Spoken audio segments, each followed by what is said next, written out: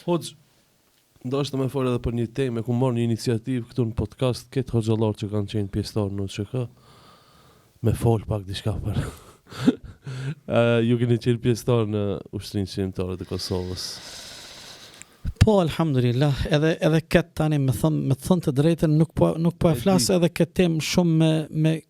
ato janë momentet më të mira nga jeta ime, por mos të keq kuptohemi prej audiencës që ne po bëjmë reklam apo po krekosemi apo po mburremi, por kjo është iniciativë ime me këtë xhallar. Allah shpërbleft, unë ndihem krenar që kam qenë ushtar i Ushtrisë Lirimtare të Kosovës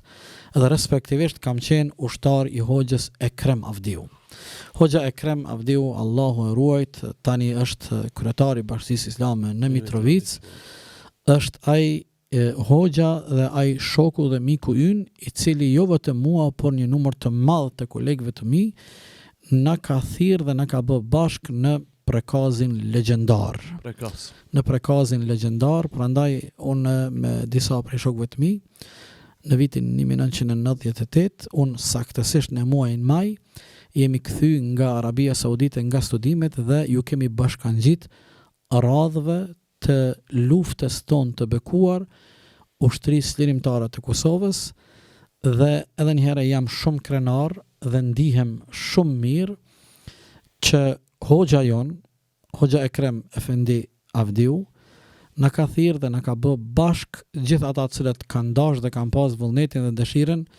jemi bë bashk së bashku me të në prekazin legjendar dhe aty kem pas rastin edhe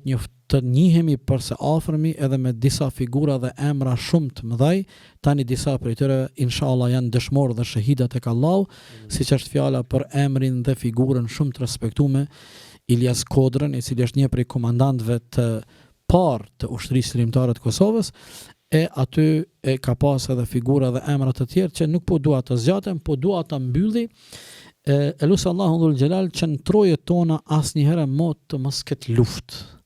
Nga se luftën nuk e dëshiron askush. Përfitoj nga rasti, elusë Allahu dhul Gjelal që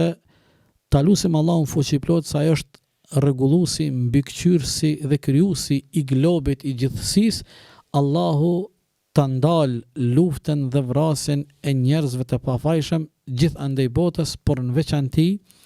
në Palestinën tonë të dashur dhe në Gazën e plagosur, nga se ajo çfarë tani po ndodh që shumë muaj, afërsisht 2 vite, është me të vërtet e pa pranueshme, nga se humanizmi, njerëzorja, si duket nuk ekziston më, nuk është prezente. Gjithë ato rezoluta ndërkombëtare që janë marrë dhe janë të regjistruara, janë të arkivuara në Kombet e Bashkuara, zëri i fuqishëm që të mbrohen të drejtat e civilëve, fëmijëve, pleqve, grave,